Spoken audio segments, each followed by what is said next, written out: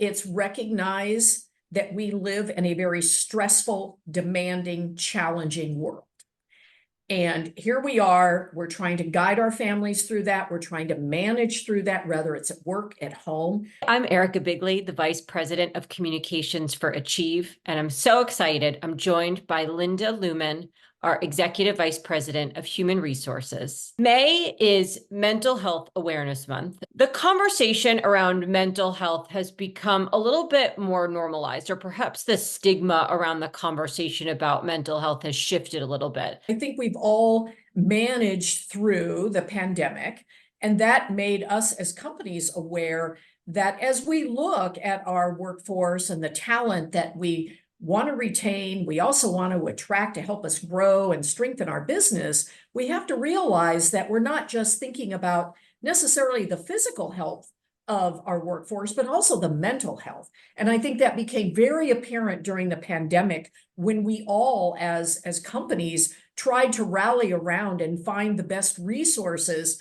for this complete change in the way that we look at work, as well as our personal lives and our families and everything that fell to us. We had to look at it differently, and companies need to look at it differently too. I know that you're always on the forefront. You're talking to peers. You've been in the industry for a long time now. What are the types of mental health programs or benefits that you have seen come into the forefront or that are being adopted by companies? Or what do you think companies should be offering to their employees? We need to ask our employees. We need to understand the challenges that our employees face every day. It's very different than it was pre-pandemic. And we have evolved through so many changes in our lives at work as well as in our personal lives. And so as companies, we need to look at this differently and find out exactly where are the challenges. Mental health is a big one, not only for ourselves as workers, but also our families. So being in the forefront and being very open and transparent with employees saying, look, we understand life is challenging and you're going to go through challenges. Let us find ways to support you through that. Just like we support the growth of your career, we want to support that whole wellness of you physically and mentally. I think some of the things that we have learned is it has to be on demand. When you're in a crisis, you need help now. You can't call an 800 number and wait to get an appointment. You need help now. You need support now. You need to be able to speak to someone who's a mental health professional now who can guide you, especially during a time of crisis. And so what we have put in place is Talkspace, which is that on-demand therapist anytime, any place. We also have improved our EAP. You know, we want to encourage a complete program of recovery, not just a session to sort of identify what the problem is. We want you and your family to be able to go from one session all the way through until you feel confident you can maintain on your own. So we have improved the offering of our employee assistance program to make sure that we are following through with whether it's a referral, it's inpatient help, outpatient help. We want to make sure that people are on a path and a journey to better health. There's a big conversation about self-care.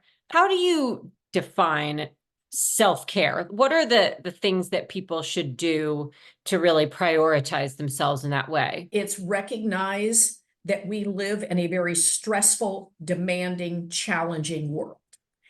And here we are, we're trying to guide our families through that. We're trying to manage through that, whether it's at work, at home. Now, don't wait for a crisis.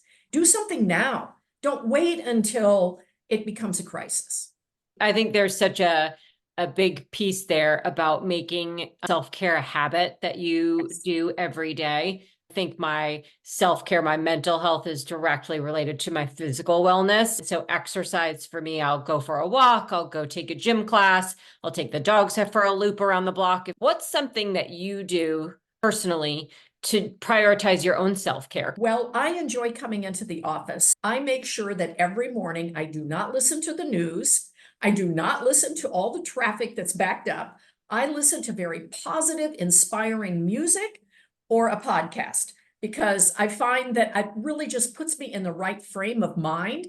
it's taking just 5 minutes, 15 minutes, whatever it is, to decompress, to prioritize yourself, put yourself first, and do that self check, right? Do the check in. How am I feeling today? Is there anything I can do for myself to Yes. really make those improvements? Right. It doesn't have to be this very complex program where you set aside an hour and a half. It can be very short, little 5-minute bursts. Just stepping away from your desk or wherever your work is and just taking some deep breaths and thinking about all the things that make you happy and you find so rewarding.